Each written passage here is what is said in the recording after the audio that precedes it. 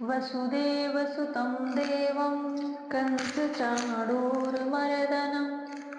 देवकी परमानन्दं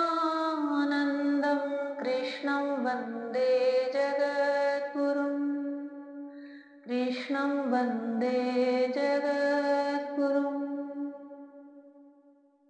जय श्री कृष्णा। मेरी soul family आध्यात्म आपके अपने चैनल पर मैं नंदा आप सबका बहुत बहुत स्वागत करती हूँ। भगवान श्री कृष्ण भगवत गीता में जो अर्जुन को आत्मज्ञान का उपदेश किए थे, आज इस समय श्रीमद् भागवत महापुराण के इस पंचम स्कंद के 11वें अध्याय में भरत मुनि राजा रघुगढ़ से वही आत्मज्ञान उन्हें दे रहे हैं। राजा रघुगढ़ जिज्ञासु की तरह आर्त स्वर में उनके चरणों में गिर पड़े हैं और उनसे प्रार्थना कर रहे हैं कि मुझे वह भगवत प्राप्ति का मार्ग दिखाइए, ईश्वर की प्राप्ति का मार्ग दिखाइए। परमात्मा कौन है, कहाँ है, कैसी सत्ता है, यह मुझे बताइए। जड़ भरत जो अभी तक मौन अवधूत बने घूम रहे हैं, अपने प्रारब्ध काट रहे हैं, आज राजा रघुगढ़ के प्रारब्ध जगे हुए हैं कि वह उनके मुख से वह आत्मज्ञान प्राप्त करने जा रहे हैं। पूरे भागवत का जो एक लक्ष्य है कि सामने वाले को, जीव को, जो यह भागवत सुन रहा है उसको आत्मज्ञान की प्राप्ति हो, भगवान के इस माया और मन का जो खेल चलता है उसकी समझ हो और वह इनसे ऊपर उठकर श्री कृष्ण की प्राप्ति करे।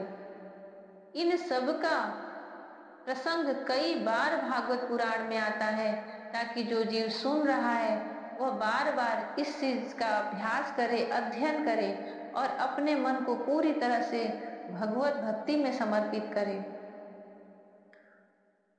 बहुत ही कम और स्पष्ट शब्दों में भरत मुनि राजा रघुगढ़ को वह आत्मज्ञान का उपदेश कर रहे हैं। आप लोग भी इसके एक एक शब्द पर ध्यान दें कि भगवान की सृष्टि में यह जो देह कार्य करता है और इसमें जो आत्मा स्थित है वह माया से, मन से कैसे परे है और कैसे यह मन भगवान का वह परम मोक्ष पद भी प्राप्त करा देता है और कैसे यह मन इस संसार के आवागमन में हजारों करोड़ों वर्षों तक भटकाता ही रहता है। कैसे यह मन 16 कलाओं से युक्त अपने को सबसे अधिपति बना करके यह ज्ञान इंद्रिय और कर्म इंद्रियों का मुख्य बन करके जीव को कैसे नचाता है, वैदिक कर्मों से, यज्ञ आदि कर्मों से शुभाशुभ कर्म कराता रहता है और कभी उसे उत्तम देवताओं की और तो कभी अधम नीच योनियों में डालता रहता है। इस जीव को क्षेत्रज्ञ जो हमारी आत्मा है तटस्थ होके इन सब को देखती है, परंतु वह इस मन से सर्वथा भिन्न है। उस आत्मा के सिवा यह जो हमारा देह कार्य करता है उसमें यह जो 16 विकार है, 16 तत्व हैं, वह उनकी अपनी खुद की कोई सत्ता नहीं है, स्वयं की कोई सत्ता नहीं है और सब मिलकर के भी अपनी कोई सत्ता नहीं बना सकते। वह सब उस आत्मा क्षेत्रज्ञ के ही अधीन है, परंतु वह आत्मा इनसे सर्वथा भिन्न है। जड़ भरत ने कहा, राजन तुम अज्ञानी होने पर भी पंडितों के समान ऊपर ऊपर की तर्क वितर्क युक्त बात कह रहे हो। राजा रघुगढ़ को जो अपने बुद्धि से जो ज्ञान था इस आत्म विषय के बारे में वह भरत मुनि से कहते हैं। उन्हें सुनकर भरत मुनि कहते हैं कि राजन तुम अज्ञानी होने पर भी पंडितों के समान ऊपर ऊपर की तर्क वितर्क युक्त बात कह रहे हो, इसलिए श्रेष्ठ ज्ञानियों में तुम्हारी गणना नहीं हो सकती।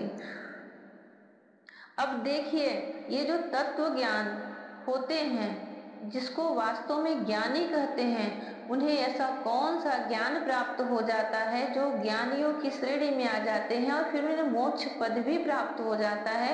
उसका स्पष्ट भरत मुनि यहाँ पे राजा रघुगढ़ को उपदेश कर रहे हैं। तत्वज्ञानी पुरुष इस अविचार सिद्ध स्वामी सेवक आदि व्यवहार को तत्व विचार के समय सत्य रूप से स्वीकार नहीं करते। लौकिक व्यवहार के समान ही वैदिक व्यवहार भी सत्य नहीं है, क्योंकि वेद वाक्य भी अधिकतर गृहस्थ जनोचित यज्ञ विधि के विस्तार में ही व्यस्त है। राग द्वेषादि दोषों से रहित विशुद्ध तत्व ज्ञान की पूरी पूरी अभिव्यक्ति प्रायः उनमें भी नहीं है। जिसे गृहस्थोचित यज्ञादि कर्मों से प्राप्त होने वाला स्वर्गादि सुख स्वप्न के समान हेय नहीं जान पड़ता, उसे तत्व ज्ञान कराने में साक्षात उपनिषद वाक्य भी समर्थ नहीं है। जिस जीव को वेद कर्मों से यज्ञादि कर्मों को करा करके स्वर्ग जैसे सुखों को जो वह प्राप्त करना चाहते हैं, वह भी स्वप्न के समान व्यर्थ नहीं जान पड़ता, क्योंकि वह सारे लोग अनित्य हैं। जैसे यह धरती में जो जन्म लेते हैं, ये जो संसार नित्य नहीं है, वैसे वह सारे लोग जो वेद कर्मों से प्राप्त होते हैं वह भी अनित्य ही हैं। भरत मुनि कह रहे हैं कि जिसे गृहस्थोचित यज्ञादि कर्मों से प्राप्त होने वाला स्वर्गादि सुख स्वप्न के समान ही नहीं जान पड़ता, उसे तत्व ज्ञान कराने में, उस जीव को तत्व ज्ञान कराने में साक्षात उपनिषद वाक्य भी समर्थ नहीं है। जब तक मनुष्य का मन सत्वरज अथवा तमोगुण के वशीभूत रहता है, तब तक वह बिना किसी अंकुश के उसकी ज्ञानेंद्रिय और कर्मेंद्रियों से शुभाशुभ कर्म कराता रहता है। यह मन वासना में विषयासक्त गुणों से प्रेरित विकारी और भूत एवं इंद्रिय रूप 16 कलाओं में मुख्य है। यही भिन्न भिन्न नामों से देवता और मनुष्यादि रूप धारण करके शरीर रूप उपाधियों के भेद से जीव की उत्तमता और अधमता का कारण होता है। यह मायामय मन संसार चक्र में छलने वाला है। यह अपनी देह के अभिमानी जीव से मिलकर उसे काल क्रम से प्राप्त हुए सुख दुख और इनसे अतिरिक्त मोह रूप अवश्यंभावी फलों की अभिव्यक्ति कराता है। जब तक यह मन रहता है, तभी तक जागृत और स्वप्नावस्था का व्यवहार प्रकाशित होकर जीव को दृश्य बनाता है, जीव का दृश्य बनता है। इसलिए पंडित जन मन को ही त्रिगुणमय अधम संसार का और गुणातीत मनो परमोत्कृष्ट मोक्ष पद का कारण बताते हैं। विषयासक्त मन जीव को संसार संकट में डाल देता है। विषयहीन होने पर वही उसे शांति में मोक्ष पद प्राप्त करा देता है। जब हमारा मन हमें अधीन करके बैठा रहता है, तो हमें इस संसार में जन्म लेने ही पड़ते हैं, कर्म करने पड़ते हैं, क्योंकि हम अपने मन के अधीन हैं। परंतु जब हम मन को अपने अधीन कर लेते हैं, तो वही हमें साक्षात परमेश्वर से मोक्ष पद का कारण भी बन जाता है। जिस प्रकार घी से भीगी हुई बत्ती को खाने वाले दीपक से तो धुएं वाली शिखा निकलती रहती है, और जब घी समाप्त हो जाता है तब वह अपने कारण अग्नि तत्व में लीन हो जाता है। उसी प्रकार विषय और कर्मों में आसक्त हुआ मन तरह तरह की वृत्तियों का आश्रय लिए रहता है, और इनसे मुक्त होने पर भी वह अपने तत्व में लीन हो जाता है। वीरवर 5 कर्मेंद्रिय, 5 ज्ञानेंद्रिय और 1 अहंकार, 11 मन की वृत्तियां हैं, तथा 5 प्रकार के कर्म, 5 तन्मांत्र और 1 शरीर, ये 11 उनके आधारभूत विषय कहे जाते हैं। गंध, रूप, स्पर्श, रस और शब्द, ये 5 ज्ञानेंद्रियों के विषय हैं। मल त्याग, संभोग, गमन, भाषण और लेना देना आदि व्यापार, ये 5 कर्मेंद्रियों के विषय हैं।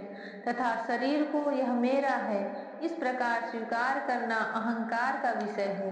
कुछ लोग अहंकार को मन की 12वीं वृत्ति और इसके आश्रय शरीर को 12वां विषय भी मानते हैं। ये मन की 11 वृत्तियां द्रव्य, विषय, स्वभाव, आशय, संस्कार, कर्म और काल के द्वारा सैकड़ों, हजारों और करोड़ों में भेदों में परिणीत हो जाती है, किंतु इसकी सत्ता क्षेत्रज्ञ आत्मा की सत्ता से ही है। स्वतः या परस्पर मिलकर नहीं है। ऐसा होने पर भी मन से क्षेत्रज्ञ का कोई संबंध नहीं है। यह तो जीव की ही माया निर्मित उपाधि है। यह प्रायः संसार बंधन में डालने वाले अविशुद्ध कर्मों में ही प्रवृत्त रहता है। इसकी उपर्युक्त वृत्तियां प्रवाह रूप से नित्य ही रहती हैं। जागृत और स्वप्न के समय वे प्रकट हो जाती हैं और सुषुप्ति में छिप जाती हैं।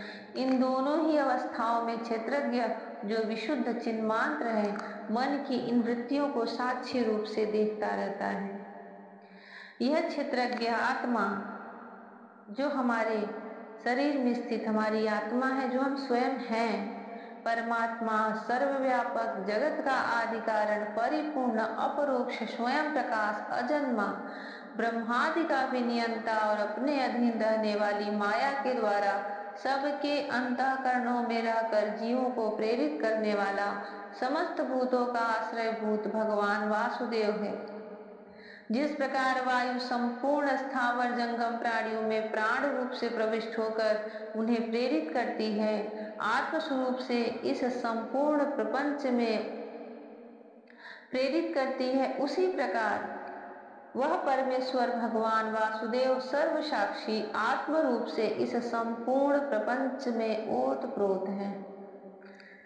राजन, जब तक मनुष्य ज्ञानोदय के द्वारा इस माया का तिरस्कार कर सबकी आसक्ति छोड़कर तथा काम क्रोधादि छह शत्रुओं को जीतकर आत्म तत्व को नहीं जान लेता और जब तक वह आत्मा के ऊपर उपाधि रूप मन को संसार दुख का क्षेत्र नहीं समझता, तब तक वह इस लोक में यूं ही भटकता रहता है, क्योंकि यह चित्त उसके शोक मोह रोग राग लोभ और वैर आदि के संस्कार तथा ममता की वृद्धि करता रहता है।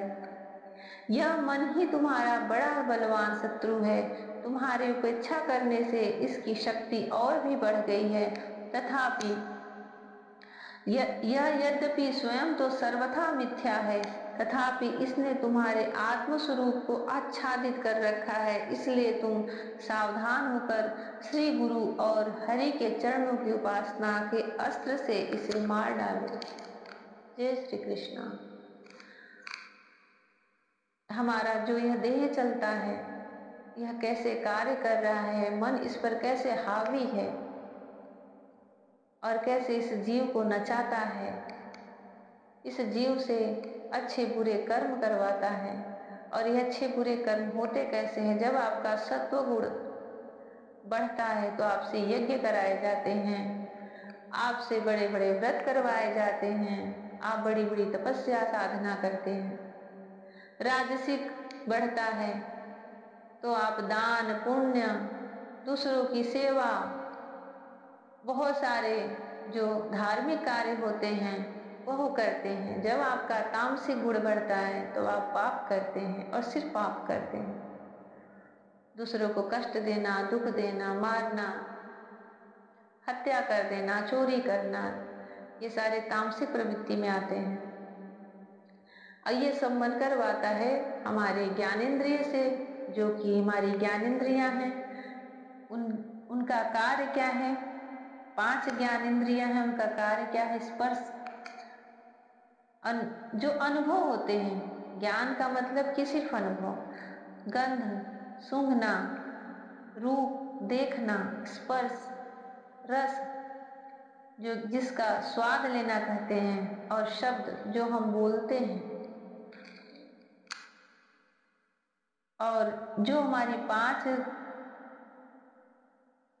ये ज्ञानेंद्रियों के विषय और जो कर्मेंद्रियां हैं, उनका मल त्याग, संभोग, गमन, कहीं हम जा रहे हैं, मुंह से बोलना, भाषण करना और लेना देना आदि जो व्यापार है हाथों के, ये कर्मेंद्रिय हैं। और जो एक अहंकार हमारे अंदर है, जो कि अहंकार का विषय है कि यह मेरा है, यह मैं हूँ, ये जो भेद है आत्मा से अलग, यह अहंकार है।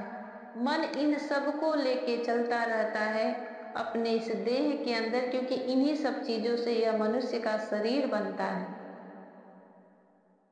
मनुष्य के शरीर का निर्माण कैसे होता है, उनकी नसें, रोम, नखें, त्वचा, जो कुछ भी है, पूरी सृष्टि जो मनुष्य की बनी है, देह सृष्टि बोली जाती है।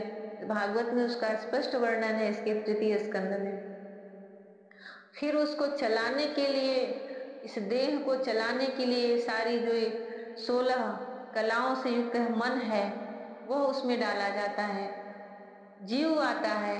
और फिर भी यह देह पड़ा ही रहता है। जब उसमें आत्मा, जिसको क्षेत्रज्ञ कहते हैं, वह इसमें आता है तो यह मनुष्य उठ बैठता है, यह देह उठ बैठता है और फिर वह कार्य करने लगता है। और जीव जब अपने अहंकार के वशीभूत होकर, मन के वशीभूत होकर कार्य करते हैं, चाहे वह सात्विक हो, राजसिक हो, तामसिक हो, तो उसके करोड़ों जन्म हो जाए, वह इस आवागमन से कभी मुक्त नहीं हो सकते। जब तक आप भगवान की लीला को नहीं समझते, माया को नहीं समझते, तब तक आप मन के ही अधीन हो। और मन को अपने अधीन करने के लिए सिर्फ एक ही, हर जगह, हर वेद, पुराण, गीता में एक ही मार्ग बताया गया कि गुरु के शरण में जाओ, श्री हरि के शरण में जाओ, भक्ति करो। वही एकमात्र कृष्ण है जो आपके मन का वह भेद मिटाएंगे और तब मन आपके अधीन होगा, आप मन के अधीन नहीं होंगे। और जिस समय, जिस क्षण मन आपके अधीन होगा तो फिर वह आपको नहीं नचाएगा और वही मन फिर आपको मोक्ष पद प्राप्त करा देता है, भगवान का वह निज धाम प्राप्त करा देते, क्योंकि आप भगवान को भी तो उसी मन से भजोगे। भगवान की जो सेवा है उन्हीं कर्मेंद्रियों से ही करोगे, भगवान का जो वह ध्यान है उन्हीं ज्ञानेंद्रियों से ही करोगे। बस आपको मोड़ना उस ईश्वर की तरफ है। फिर आप अपने परिवार के बीच में रह के, समाज के बीच में रह के, बंधु जनों, हृदय जन, जो सुहृद जन है, आपके पति, पत्नी, पुत्र, धन संपत्ति, सबके बीच में रह के आपकी उनसे आसक्ति पूरी तरह से मिट जाती है। आप उनमें आसक्त नहीं रहोगे, आप उनमें, आपका उनमें मोह नहीं रहेगा, आप उनसे सर्वथा मुक्त रहोगे।